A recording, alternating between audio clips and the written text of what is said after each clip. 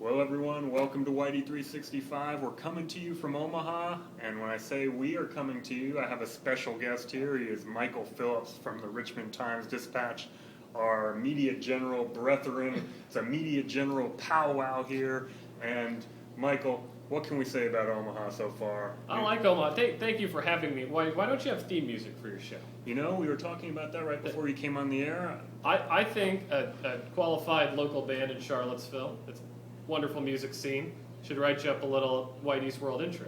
That's not a bad idea. Whitey's World, party time, excellent. You know, just be... something like that's been done before. But I something don't want like to date those my lines. audience. You know, that is kind of like a '90s thing there. Right. Well, it would need to be freshened up, obviously. That's true. So we've had a great time in Omaha so far. It's a nice little downtown area. For sure. The CenturyLink Center, I want to make sure I've got that right, is right across the street from us here at the hotel. It used to be the Quest Center back in the day. It's no longer. And the Old Market area is where all the bars and restaurants are. And we walked by Barry O's. Barry O, of course, was the college employer of Brian O'Connor, UVA baseball coach. That's right. And what about that delicious cheesecake, Oreo cheesecake dessert we had? I was more impressed. Whitey, we went to Wheatfields down at Old Market. Whitey had a portobello mushroom burger. Struck me as an odd play here in the Midwest, but it may have been the steal of the day. No, it was rather tasty, and I think maybe we will have to go back to Wheatfields. Shifting gears now, you know, there is a basketball game to be played here. That's why we're here. Friday, Virginia. You know, I'm looking forward to going to practice tomorrow over at the arena. We'll get all media access. Tomorrow will be the day when you really want to come back and talk with us here on Whitey 365 because we'll have the press conferences with the coaches and the players.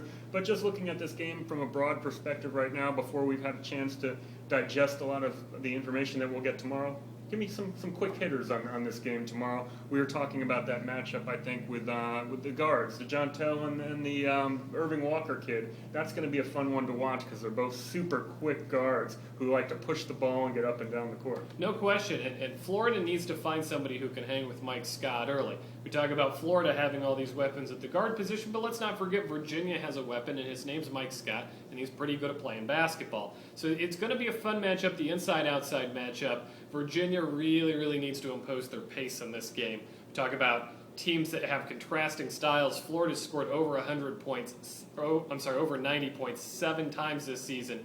UVA never scores that many. They're going to slow Florida down a little bit, but especially with the depleted roster, Whitey, UVA can't afford to be running up and down the floor.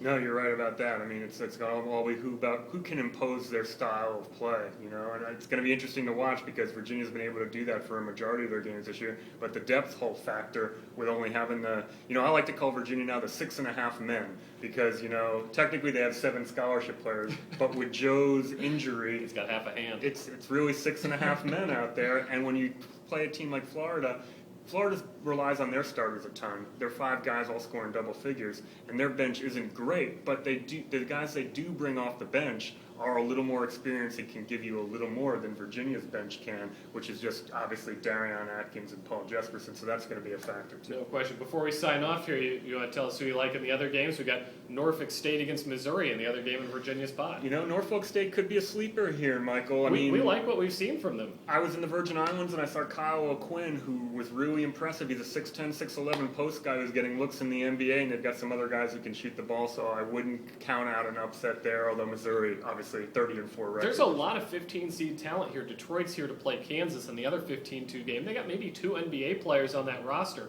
You never pick against a 2-seed. That's just common bracket sense, but I wouldn't be surprised if one of these games is close. Well, everybody should check back here tomorrow when we'll have much more informative things because we'll have been at the press conference. Thanks. I hope you'll be back with us tomorrow. It's exciting to see the multimedia world, Whitey. Thank you. Media General, baby.